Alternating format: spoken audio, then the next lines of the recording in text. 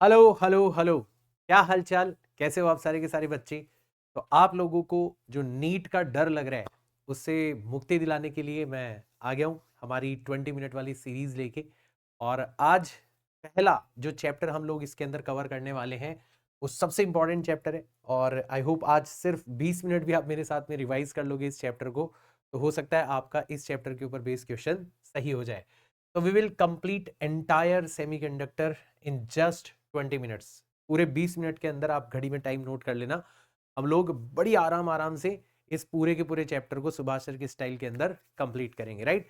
एक छोटा सा काम आप लोगों को करना है। पहले तो चैनल पर नए हो तो भाई चैनल को सब्सक्राइब वगैरह कर लेना, क्योंकि ये पूरी की पूरी सीरीज आपको मिलने वाली है। एक ही दिन के अंदर 3-4 चैप्टर्स के 20 मिनट सेशंस जो हैं वो आपको मिलने वाले हैं।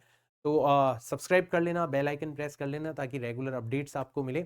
और साथ ही साथ में आपको कमेंट्स के अंदर ये मुझे जरूर बताना है कि आप नेक्स्ट जो चैप्टर है 20 मिनट सीरीज के अंदर वो कौन सा चाहते हो, क्योंकि मैं आप लोगों के कमेंट्स को फॉलो करते हुए ही जो चैप्टर्स है वो चूज करता हुआ चलूंगा और पूरा का पूरा सिलेबस इस सीरीज के अंदर कंप्लीट करूंगा। तो आप लोगों के कमेंट्स मुझे गाइड करेंगे कि मुझे नेक्स्ट चैप्टर कौन सा लेना चाहिए, राइट।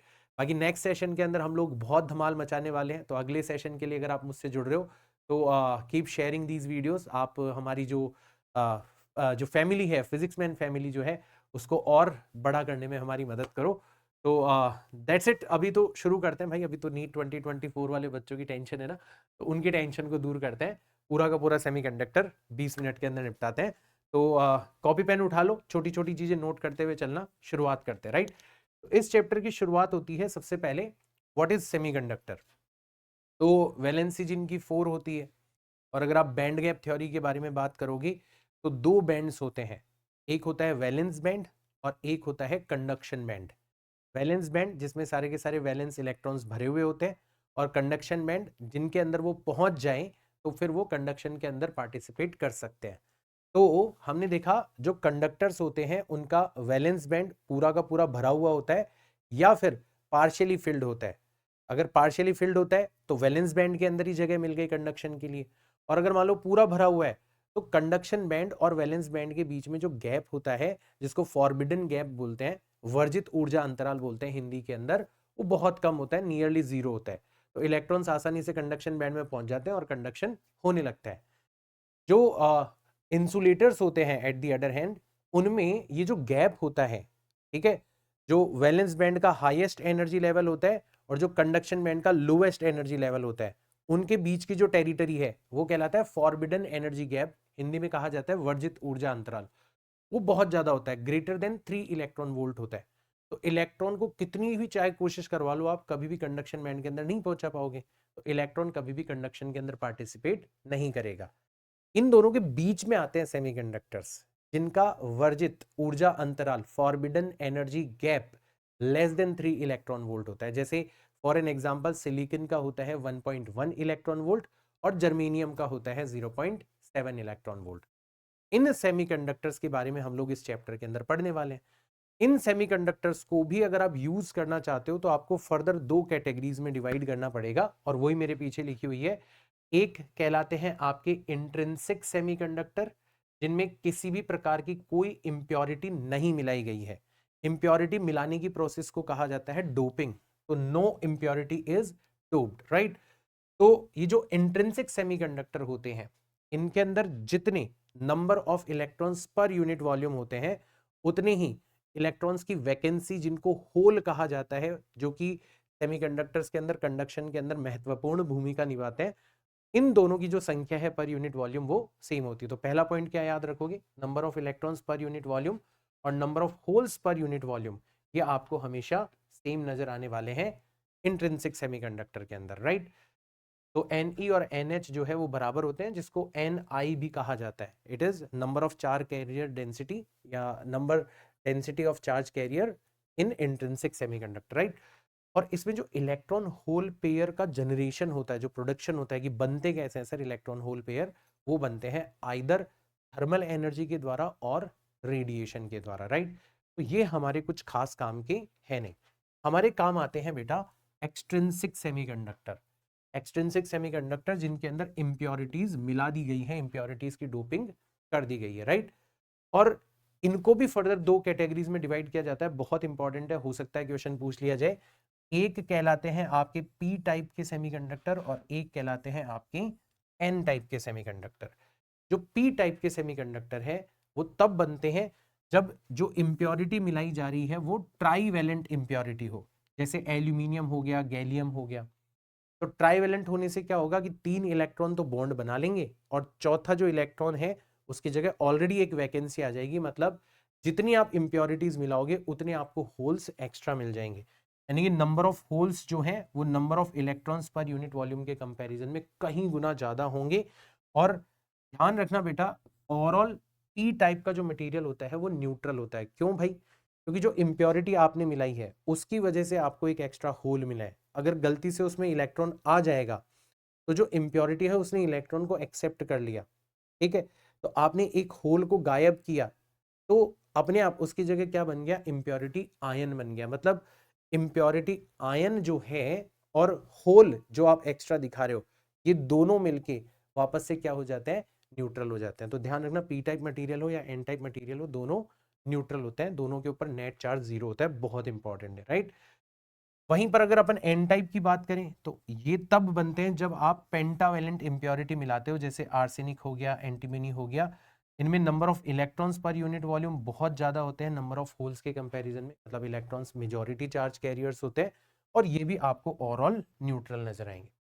ध्यान रखना, भले ही आप पी टाइप मटेरियल बनाओ, भले ही आप एन टाइप मटेरियल बनाओ, जो N E multiplied by N H होता है वो हमेशा एन आई स्क्वायर के इक्वल होता है।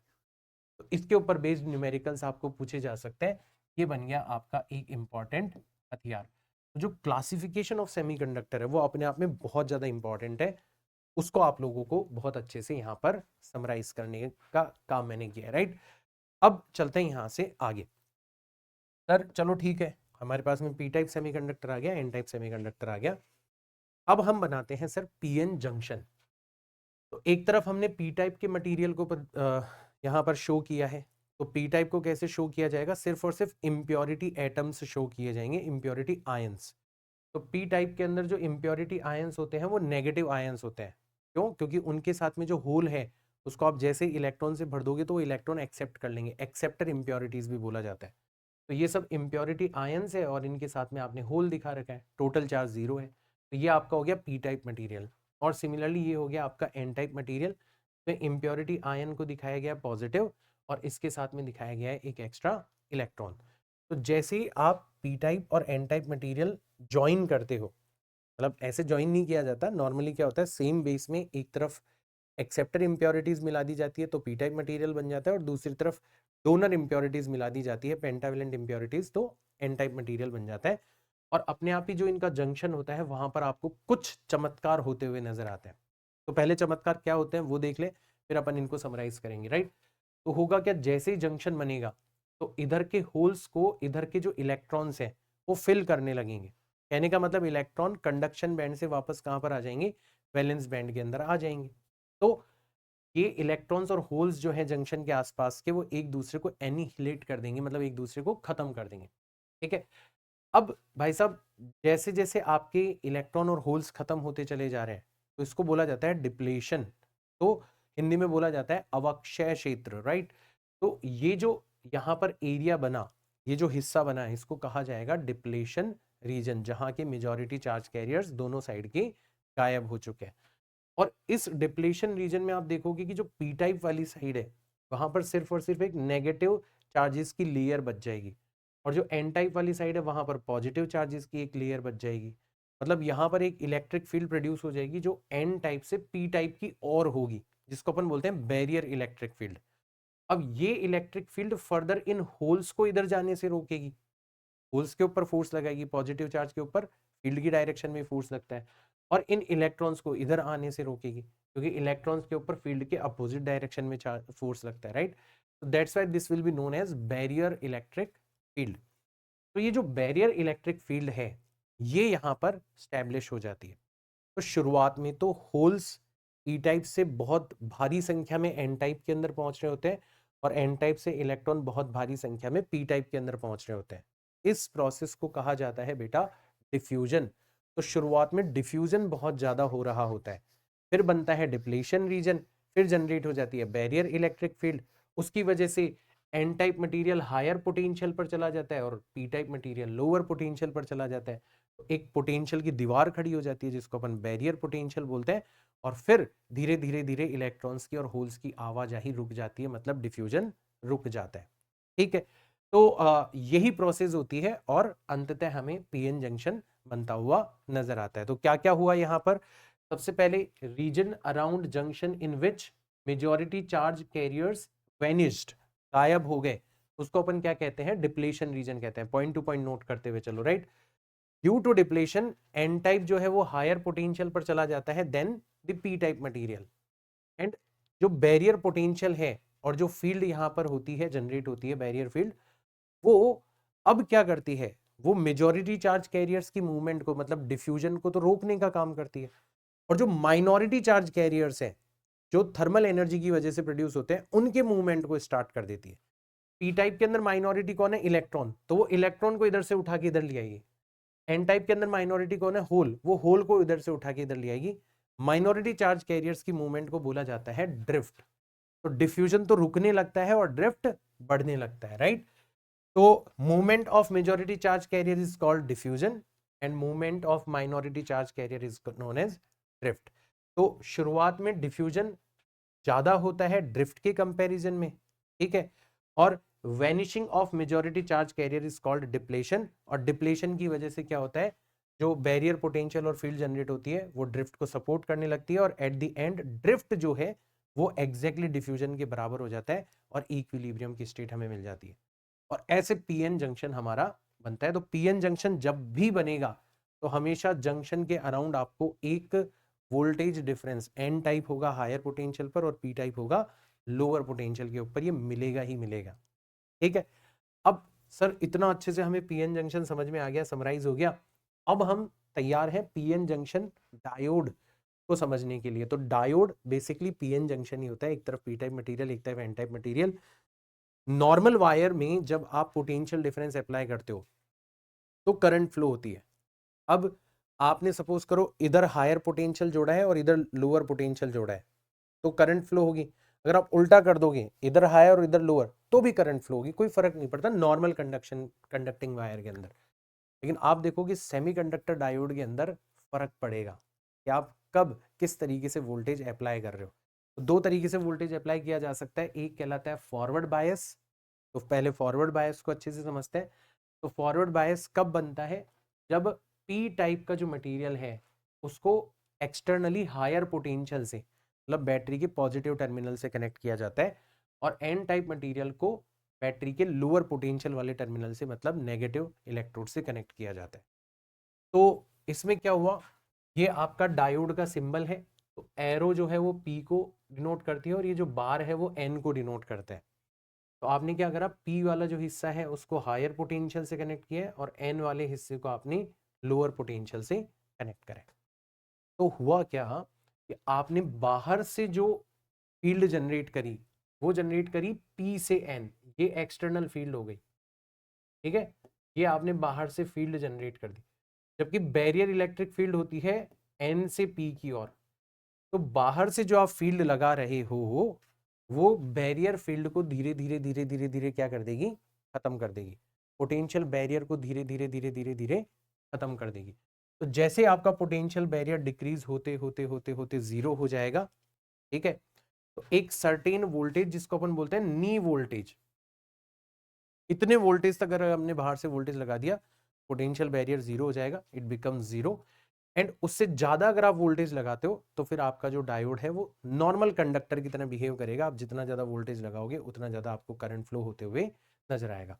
तो देखो इस नी वोल्टेज तक तो कोई सिग्निफिकेंट करंट फ्लो हो नहीं रही, लेकिन जैसे इससे ज्यादा वोल्टेज लगाओगे तो आप देखो नॉर्मली कंडक्टर का बिहेवियर, जितना ज्यादा वोल्टेज लगा रहे हो उसी के प्रोपोर्शन में आपको करंट इंक्रीज होते हुए कर रही। Although graph is not straight line, that's why it is known as non-ohmic device, है ना। लेकिन फिर भी कम से कम इतना तो कह ही सकते हो कि सर किसी भी इंस्टेंट पर अगर हम वोल्टेज और करंट का रेशियो लेंगे तो उस इंस्टेंट का डायनेमिक रेजिस्टेंस हमें पता पड़ जाएगा। वो डायनेमिक रेजिस्टेंस हम निकाल सकते हैं और हम देख सकते हैं कि हाँ भाई एक जो नॉर्मल बिहेवियर है वो कंडक्टर का बिहेवियर नजर आ रहा है, डायोड इलेक्ट्रिसिटी को कंडक्ट कर रहा है। तो जब भी ऐसी सिचुएशन नजर आए ना, तो आप क्या कर सकते हो, इस डायोड को रिप्लेस कर सकते हो नॉर्मल वायर से। ज्यादा से ज्यादा आप एक बैटरी लगा देना उल्टी डायरेक्शन में, जैसे मैंने यहां पर लगा दी बैटरी, ठीक है। और इस बैटरी का जो वोल्टेज है वो नी वोल्टेज के बराबर होगा। जैसे सिलिकॉन के लिए नी वोल्टेज होता है अराउंड 0.7 या 0.65 वोल्ट्स, ठीक है। और जर्मेनियम के लिए लगभग 0.3 वोल्ट होता है ना। तो ये चीज आप लोगों को ध्यान में रख लेनी है। सिलिकॉन के लिए ध्यान रख लेना 0.7 और जर्मेनियम के लिए होता है 0.3। अगर आइडियल डायोड लेते हो तो ये जो आपका फॉरवर्ड बायस का रेजिस्टेंस है ना, इसको आपको 0 ले लेना है। मैंने बताया ना, हद आइडियल केस में तो क्या होता है, ये बैटरी भी नहीं ली जाती, नॉर्मल कंडक्टिंग वायर बना दिया जाता है कि भैया डायोड हमारा इलेक्ट्रिसिटी को कंडक्ट कर रहा है। तो ये हो गया फॉरवर्ड बायस, ठीक है। अब चलते हैं अपन रिवर्स बायस के ऊपर।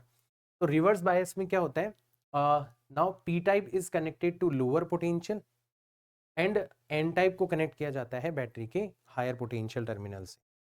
अब की बार क्या होता है, जो तुमने बाहर से फील्ड जनरेट करी है वो भी बैरियर फील्ड की डायरेक्शन में हो जाती है, दोनों एक दूसरे को सपोर्ट करते हैं। तो barrier potential as well as barrier field जो है वो आपको इंक्रीज होते हुए नजर आती है। और अगर फील्ड ज्यादा से ज्यादा इंक्रीज होगी तो डिफ्यूजन तो पॉसिबल हो ही नहीं पाएगा। अब सिर्फ और सिर्फ सिग्निफिकेंटली आपको ड्रिफ्ट यानी कि माइनॉरिटी चार्ज कैरियर्स का मूवमेंट होते हुए नजर आएगा, जो कि बहुत कम होता है। तो उसकी वजह से जो करंट जनरेट होती है वो ऑलमोस्ट कांस्टेंट होती है और बहुत कम होती है, माइक्रो एम्पियर्स के ऑर्डर की होती है, राइट। तो यहाँ पर एक करंट आपको फ्लो होता हुआ नजर आएगा of micro ampere order, and only due to drift of thermally generated minority charge carriers. सिर्फ माइनॉरिटी चार्ज कैरियर्स की वजह से यहाँ पर आपको करंट फ्लो होता हुआ नजर आएगा। और एक सर्टेन वोल्टेज पर जाकर, जिसको अपन ब्रेकडाउन वोल्टेज बोलते हैं, आपका जो करंट है वो सडनली आपको ओवरशूट करता हुआ नजर आएगा। इसको बोला जाता है ब्रेक डाउन वोल्टेज। वाई? क्योंकि एकदम से इतनी ज्यादा करंट फ्लो होने लगेगी और रेजिस्टेंस ऑलरेडी रिवर्स बायस का बहुत ज्यादा है, बहुत ज्यादा अमाउंट में हीट प्रोड्यूस होगी और अल्टीमेटली आपका डायोड जल जाएगा। तो डायोड को वैसे तो रिवर्स बायस में कभी कनेक्ट किया नहीं जाता, और अगर किया भी जाता है तो ये एंश्योर किया जाता है कि उसका रिवर्स बायस का जो वोल्टेज है वो ब्रेकडाउन वोल्टेज से कम ही रहे, क्योंकि ज्यादा हो गया तो आपका डायोड खराब हो जाएगा, राइट। इसीलिए डायोड वगैरह आसानी से खराब हो जाते हैं।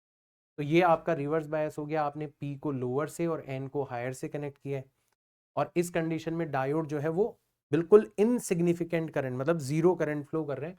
तो एक ब्रोकन वायर आप यहां पर दिखा सकते हो कि भैया डायोड ने इस तार को तोड़ दिया, करंट फ्लो ही नहीं हुई। अगर ग्राफ के रूप में दिखाना चाहो तो देखो बहुत कम करंट फ्लो हो रही है और ब्रेकडाउन वोल्टेज पर जाकर करंट एकदम से शूट कर जाती है। ये सब आपको डायरेक्टली पूछा जा सकता है क्वेश्चंस के फॉर्मेट में, राइट। तो ये हो गया आपका रिवर्स बायस, ठीक है। अब अपन बात करते हैं कि सर डायोड का यूज क्या होगा। तो सबसे पहला यूज होता है फुल वेव और हाफ वेव रेक्टिफायर, क्योंकि डायोड एक तरीके से कनेक्ट करने पर करंट को फ्लो कर रहा है और एक तरीके से कनेक्ट करने पर करंट को रोक देता है। तो अपन इसका यूज कर सकते हैं करंट की डायरेक्शन को चूज करने के लिए। तो अगर आप सिंपल एक डायोड यूज करोगे ना, तो ये बनेगा हाफ वेव रेक्टिफायर। इसमें क्या होगा कि आपका जो पॉजिटिव साइकिल होगा उसमें डायोड फॉरवर्ड बायस में होगा, आपको as it is current flow होते हुए मिलेगी और यहाँ पर वोल्टेज मिलेगा। लेकिन जैसे यहाँ पर नेगेटिव साइकिल आएगा तो डायोड रिवर्स बायस में चला जाएगा, और डायोड के रिवर्स बायस में जाने की वजह से करंट फ्लो होगा ही नहीं, इसका मतलब बाहर वोल्टेज मिलेगा जीरो। तो आपने करंट को रेक्टिफाई कर दिया, मतलब एक ही डायरेक्शन में कन्वर्ट कर दिया। बट इसका नुकसान क्या है कि इसमें बहुत सारी एनर्जी जो है वो लॉस हो गई, आधा साइकिल आपने बिल्कुल खा लिया, तो इसकी एफिशिएंसी बहुत कम होती है। हाँ, फ्रीक्वेंसी जो है इनपुट की और आउटपुट की जो सेम है, इधर भी एक साइकिल उतने टाइम में पूरा हो रहा है जितने टाइम में इधर एक साइकिल आपको पूरा होते हुए नजर आ रहा है। तो ये कुछ ज्यादा खास काम का नहीं है। अब अपन आते हैं फुल वेव रेक्टिफायर पर। तो फुल वेव रेक्टिफायर दो अलग अलग तरीके से बनाया जा सकता है। एक होता है centre tapped full wave rectifier, जिसमें आप एक special kind of transformer use करते हो, जिसमें आउटपुट साइड पर दो नहीं तीन टर्मिनल होते हैं, एक सेंटर से भी टर्मिनल निकल रहा होता है, और आप दो डायोड का यूज करते हो। तो पॉजिटिव साइकिल में क्या होता है, ऊपर वाला डायोड कंडक्ट करता है, नीचे वाला करंट को ब्लॉक कर देता है, तो करंट यहां से फ्लो हो जाती है इसके अंदर। और जब नेगेटिव साइकिल आता है तो ये करंट को फ्लो करने लगता है, ये ब्लॉक कर देता है, तो वापस से करंट जो फ्लो होगी वो इस लोड रेजिस्टेंस के अंदर सेम डायरेक्शन के अंदर फ्लो। पहले भी करंट कैसे फ्लो हो रही थी, ऐसे जाके ऐसे, और अभी भी करंट कैसे फ्लो हो रही है, ऐसे जाके ऐसे। तो फर्क नहीं पड़ता कि इधर कौन सा साइकिल है, इसमें करंट हमेशा सेम डायरेक्शन के अंदर फ्लो हो रही है। इसका मतलब आपको हमेशा आउटपुट जो वोल्टेज है वो एक ही डायरेक्शन के अंदर मिल रहा है। अब आप देख रहे हो कि यहां पर जितनी देर में एक साइकिल कंप्लीट हो रहा है, वहां पर ऐसे 2 साइकिल कंप्लीट हो गए इसके, यानी कि आउटपुट की जो फ्रीक्वेंसी है वो इनपुट के कंपैरिजन में डबल हो गई।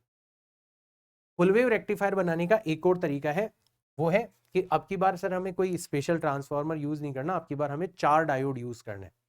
जब आपका पॉजिटिव साइकिल आएगा तो ये वाला डायोड और ये वाला डायोड कंडक्ट करेंगे, तो करंट कैसे फ्लो होगी, यहां से जाएगी इधर जाएगी, यहां से इधर जाएगी और इधर जाके बाहर निकल जाएगी। और सर जब नेगेटिव साइकिल आएगा तो करंट यहां से एंटर करेगी, अब की बार ये वाला डायोड और ये वाला डायोड फॉरवर्ड बायस में होंगे, तो करंट जाएगी इधर जाएगी, वापस से लोड रेजिस्टेंस में सेम डायरेक्शन में फ्लो होगी और फिर बाहर चली जाएगी। तो फर्क नहीं पड़ता कौन सा साइकिल है, लोड रेजिस्टेंस के अंदर करंट हमेशा सेम डायरेक्शन के अंदर फ्लो हो रही है। तो यहां पर भी आपको आउटपुट एक ही डायरेक्शन के अंदर मिलेगा। This will also work as full wave rectifier. अब फुल वेव रेक्टिफायर ने तो सिर्फ और सिर्फ डायरेक्शन को कन्वर्ट किया है, आपको कांस्टेंट भी तो बनाना है, तब जाके आप एक्चुअल में डीसी करंट बनाओगे। तो उसके लिए फुल वेव रेक्टिफायर के बाद में आप एक आरसी फिल्टर सर्किट यूज करते हो। तो आरसी फिल्टर में क्या होता है कि सर जो एसी कंपोनेंट है उसके लिए जो सी है उसकी रिएक्टेंस बहुत कम होती है, जितनी हायर फ्रीक्वेंसी होगी कैपेसिटर की रिएक्टेंस उतनी कम होगी। तो जो हायर फ्रीक्वेंसी वाले कंपोनेंट है वो सारे के सारे कैपेसिटर से बाईपास हो जाएंगे और रेजिस्टर से जो मोस्टली करंट फ्लो होगा वो डीसी कंपोनेंट फ्लो होगा। तो हमें आउटपुट कैसा मिलेगा, ऑलमोस्ट कांस्टेंट आउटपुट हमें यहाँ पर मिलता हुआ नजर आएगा। तो this is very very important, AC current को डीसी करंट में किस तरीके से कन्वर्ट किया जाता है यूजिंग डायोड्स। ठीक है भाई, अब सर चलते हैं यहां से आगे, कुछ स्पेशल पर्पस डायोड के बारे में बात कर लेते हैं। तो जैसे जीनर डायोड हो गया, तो जीनर डायोड को एज वोल्टेज रेगुलेटर यूज किया जाता है, ये इसका सिंबल है। इसको हमेशा रिवर्स बायस में कनेक्ट करते हैं। ये कैसे बनाया जाता है, आप बहुत हाई लेवल ऑफ डोपिंग करते हो जिसकी वजह से जो बैरियर इलेक्ट्रिक फील्ड है वो खुद ही अपने आप में इतनी ज़्यादा स्ट्रांग हो जाती है कि जो ब्रेकडाउन होता है वो एवेलांच ब्रेकडाउन, मतलब अनकंट्रोल्ड ब्रेकडाउन ना होके एक कंट्रोल्ड वे में आपको होता हुआ नजर आता है, जिसको जीनर ब्रेकडाउन बोला जाता है। यानी कि आप ब्रेकडाउन वोल्टेज पर इस डिवाइस को ऑपरेट कर सकते हो बिना इसको खराब करें। इनफैक्ट इसको ब्रेकडाउन वोल्टेज पर ही ऑपरेट किया जाता है। तो जीनर ब्रेकडाउन वोल्टेज जो है वो कांस्टेंट रहता है और उस कांस्टेंट वोल्टेज पर आपको बहुत higher range of current flow होते हुए नजर आती है। ठीक है, तो वोल्टेज रेगुलेटर कैसे बनाया जाएगा कि सर यहाँ से इनपुट वोल्टेज आ रहा है और मान लो ये बहुत ज़्यादा ऊपर नीचे हो रहा है, तो कोई बात नहीं, हमारे आउटपुट को हम किससे कनेक्ट कर देंगे, जीनर। और हमेशा रिवर्स बायस में, देखो पॉजिटिव को नेगेटिव से एन से और नेगेटिव को पी साइड से हमने कनेक्ट किया है। ठीक है ना, तो अब होगा क्या कि इसके सिरों का जो वोल्टेज है वो हमें आउटपुट पर मिलेगा, उसमें कोई चेंज नहीं होने वाला। अगर मान लो यहां पर ज्यादा इनपुट वोल्टेज आ गया तो करंट कहां से बाईपास हो जाएगी, जीनर डायोड से, और कम आ गया तो जीनर डायोड करंट सप्लाई कर देगा, बट ओवरऑल जो वोल्टेज होगा वो आपका हमेशा सेम बना रहेगा। क्वेश्चन कैसे पूछे जा सकते हैं, जैसे ये बैटरी है, यहाँ पर एक रेजिस्टेंस कनेक्ट किया है 5 ओम का, यहाँ पर एक रेजिस्टेंस है 10 ओम का, और इसको आपने जीनर डायोड से क्या कर रखा है, कनेक्ट कर रखा है, जिसका जीनर ब्रेकडाउन वोल्टेज 5 वोल्ट है। यानी कि इसके टर्मिनल्स पर जो वोल्टेज होगा वो हमेशा कितना रहेगा, 5 वोल्ट। तो सोच के देखो 25 में से 5 वोल्ट इसके ऊपर चला गया तो जो बाकी का बचा 20 वोल्ट वो आपको इसके ऊपर जाता हुआ नजर आएगा। तो कोई पूछे इसमें कितनी करंट फ्लो होगी, तो 20 को 5 से डिवाइड कर दो सर, 4 एम्पियर की करंट फ्लो होगी यहाँ पर 4 एम्पियर की करंट फ्लो होगी। ठीक है सर, यहाँ पर 4 एम्पियर की करंट फ्लो होगी। अब हमसे पूछेगा कि बताओ इस वाली ब्रांच के अंदर कितनी करंट फ्लो होगी, तो बड़ी आसानी से हम बता सकते हैं कि सर, अब देखो हम यहाँ पर क्या दिमाग लगाएंगे कि सर ये जो रेजिस्टेंस है ये है 5, ठीक है, और सॉरी यहाँ का जो वोल्टेज है वो कितना है, जीनर ब्रेकडाउन वोल्टेज के इक्वल है 5 और रेजिस्टेंस कितना है 10। ठीक है, तो सर हम 5 को 10 से डिवाइड कर देंगे तो इस ब्रांच में कितनी करंट फ्लो हो रही होगी, 0.5। तो टोटल बैटरी से कितनी करंट निकली, तो सर बैटरी से करंट निकली कितनी, 4 एम्पियर, और इस वाली ब्रांच में कितनी चली गई, 0.5 एम्पियर। तो क्वेश्चन में पूछा जाएगा कि बताओ जीनर डायोड से कितनी करंट फ्लो होगी। तो सर जीनर डायोड से कितनी करंट फ्लो होगी, हम 4 एम्पियर में से 0.5 एम्पियर को माइनस कर देंगे, मतलब 3.5 एम्पियर करंट हमें जीनर डायोड के अंदर से फ्लो होते हुए नजर आएगी। ऐसे आपसे इंपॉर्टेंट क्वेश्चंस यहाँ पर पूछे जा सकते हैं। फिर और आगे चलें यहाँ पर, तो हम एलईडी के बारे में बात कर सकते हैं और फोटो डायोड के बारे में बात कर सकते हैं। एलईडी को हमेशा फॉरवर्ड बायस में कनेक्ट किया जाता है, यहाँ से लाइट आपको एमिट होते हुए नजर आती है, तो ये इसका हो गया सिंबल। इसमें ऐसे मटेरियल का यूज किया जाता है, नॉर्मली गैलियम आर्सेनाइड और फॉस्फाइड, इनके मिक्स्ड अलॉय होते हैं, तो इनका जो फॉरबिडन एनर्जी गैप होता है वो लगभग 1.8 इलेक्ट्रॉन वोल्ट होता है, ताकि जो फोटोन एक्सर्ट हो वो विजिबल रीजन के अंदर हो। तो जानबूझ के ऐसे मटेरियल को चूज किया जाता है जिनका फॉरबिडन गैप 1.8 इलेक्ट्रॉन वोल्ट होता है। फोटो डायोड फोटो सेंसर के तौर पर यूज किया जाता है, इन पे जब लाइट डाली जाती है तो ये इलेक्ट्रिसिटी को कंडक्ट करते हैं, ठीक है। तो इनका सिंबल हो गया ऐसा। इनको नॉर्मली रिवर्स बायस के अंदर कनेक्ट किया जाता है, क्योंकि रिवर्स बायस के अंदर जैसे जैसे आप इंटेंसिटी बढ़ाओगे, जो लाइट इनके ऊपर गिर रही है, उससे उतने ही ज्यादा number of electron hole pair generate होंगे, माइनॉरिटी कैरियर्स जनरेट होंगे, और रिवर्स बायस हमेशा माइनॉरिटी चार्ज कैरियर्स के मूवमेंट को सपोर्ट करता है। तो आपको रिवर्स सैचुरेशन करंट जो है वो सिग्निफिकेंटली इंप्रूव होते हुए, इंक्रीज होते हुए नजर आएगी। तो जैसे जैसे आप इंटेंसिटी बढ़ाते जा रहे हो वैसे वैसे आपकी रिवर्स सैचुरेशन करंट बढ़ती चली जा रही है। इस तरीके से फोटो डायोड को हमेशा रिवर्स बायस के अंदर कनेक्ट किया जाता है। ट्रांजिस्टर की बात करें तो ट्रांजिस्टर दो तरीके के होते हैं, एक होता है एनपीएन ट्रांजिस्टर और एक होता है आपका पीएनपी ट्रांजिस्टर। ट्रांजिस्टर के अंदर 3 इलेक्ट्रोड्स होते हैं, जो एक हिस्सा है वो कहलाता है एमीटर, इसकी साइज मॉडरेट होती है और इसके अंदर जो डोपिंग करी जाती है वो काफी हायर लेवल पर करी जाती है, काफी हायर अमाउंट में करी जाती है। फिर दूसरा जो सैंडविच्ड हिस्सा होता है वो है बेस, इसकी साइज सबसे छोटी होती है और इसके अंदर डोपिंग का जो लेवल होता है वो भी सबसे कम होता है। और तीसरा हिस्सा जो है वो है कलेक्टर, इसकी साइज सबसे ज्यादा बड़ी होती है क्योंकि इसको चार्ज कैरियर्स को कलेक्ट करना है, और इसके अंदर जो डोपिंग करी जाती है वो काफी लोअर करी जाती है, मतलब मॉडरेट लेवल पर ही इसके अंदर डोपिंग होती है। तो सर दो तरीके के ट्रांजिस्टर क्यों बने, क्योंकि अगर आप एमीटर लोगे एन टाइप का तो कलेक्टर भी सेम एन टाइप का ही होगा, बीच में क्या आ सकता है पी टाइप का बेस, ताकि दो पीएन जंक्शन बन जाए, एक एमीटर और बेस से बन जाएगा पीएन जंक्शन और एक कलेक्टर और बेस से बन जाएगा। या फिर आप उल्टा भी कर सकते हो, आप एमीटर को ले लो पी टाइप, कलेक्टर भी हो जाएगा पी टाइप और बीच में आ जाएगा एन टाइप का बेस, तो एक पीएन जंक्शन यहाँ पर बन जाएगा, पीएन जंक्शन यहाँ पर बन जाएगा। दो तरीके के आप ट्रांजिस्टर यूज कर सकते हो। तो ये ट्रांजिस्टर का सिंबल होता है, क्योंकि एमीटर और कलेक्टर सेम टाइप के मटेरियल से बने हुए हैं, तो उनको कैसे डिफरेंशिएट किया जाता है, एरो से, और एरो हमेशा पी से एन होती है। तो इस एरो को देख के आप पता लगा लोगे कि यार ये पी है और ये एन है, और ये एन है तो ये भी एन है, मतलब ये एनपीएन का सिंबल हो गया। और इस एरो को देखोगे तो यार ये पी हो जाएगा, ये एन हो जाएगा, ये एमीटर हो जाएगा, तो ये पीएनपी टाइप का ट्रांजिस्टर हो जाएगा। बहुत इंपॉर्टेंट है ना, आधा तो हो सकता है सिंबल विंबल के ऊपर ही आपसे सवाल खेल दिया जाए, ठीक है ना। तो ये चीज आप लोगों को ध्यान में रखनी है। बाकी सर ट्रांजिस्टर जो है ना उसको अलग अलग कॉन्फ़िगरेशन में कनेक्ट किया जाता है, जैसे ये वाला जो कॉन्फ़िगरेशन है ये कहलाता है कॉमन बेस कॉन्फ़िगरेशन। मतलब आप एमीटर और बेस से जो पीएन जंक्शन बन रहा है ना उसको बाहर से एक बैटरी से कनेक्ट कर रहे हो, जिसको बोला जाता है बायस। तो आप बाहर से एक बैटरी से कनेक्ट कर रहे हो, और कलेक्टर और बेस का जो पीएन जंक्शन है उसको भी बाहर से एक बैटरी से कनेक्ट कर रहे हो। दोनों ही बैटरी में बेस जो है वो कॉमन है, जिसको आपने ग्राउंड पर रखा है, तो इसलिए कहा जाता है ये कॉमन बेस कॉन्फ़िगरेशन। तो कॉमन बेस कॉन्फ़िगरेशन में क्या होता है कि यहाँ पर जो इनपुट करंट है वो एमीटर करंट है और जो आउटपुट करंट है वो कलेक्टर करंट है। नॉर्मली ये जो आई ई है वो आई सी और आई बी के सम के इक्वल होती है, तो ये हमेशा ध्यान रखना, ये चीज हमेशा होगी, आई ई जो होगा वो हमेशा आई सी प्लस आई बी के इक्वल होगा। और यहाँ पर जो करंट गेन है जिसको एल्फा से रिप्रेजेंट किया जाता है वो हो जाएगा output current divided by input current. अब क्योंकि आईसी जो है वो आईई के कंपैरिजन में थोड़ा सा छोटा है, इसका मतलब एल्फा भी जो होगा वो स्लाइटली लेसर देन 1 होगा, मतलब यहाँ पर एक्चुअल में हमें करंट गेन नहीं होता, एक्चुअल में एल्फा जो होता है वो लेस देन 1 होता है। तो करंट गेन हमें कहाँ पर मिलता है, हमें मिलता है कॉमन एमीटर कॉन्फ़िगरेशन के अंदर। अब की बार हमने इस एन पी एन ट्रांजिस्टर को इस तरीके से कनेक्ट किया है कि हमारा जो एमीटर है वो कॉमन है, उसको आपने ग्राउंड पर रखा है। तो ये जो पीएन जंक्शन बन रहा है इस पर आपने एक बैटरी कनेक्ट करी है, और यहां पर जो पीएन जंक्शन बन रहा है उसको डायरेक्ट बैटरी से कनेक्ट नहीं किया, आपने यहां पर जो बैटरी कनेक्ट करी है कलेक्टर और एमीटर के बीच में, आपने ये एंश्योर किया है कि इसका जो पोटेंशियल है वो इसके पोटेंशियल के कंपैरिजन में ज्यादा हो।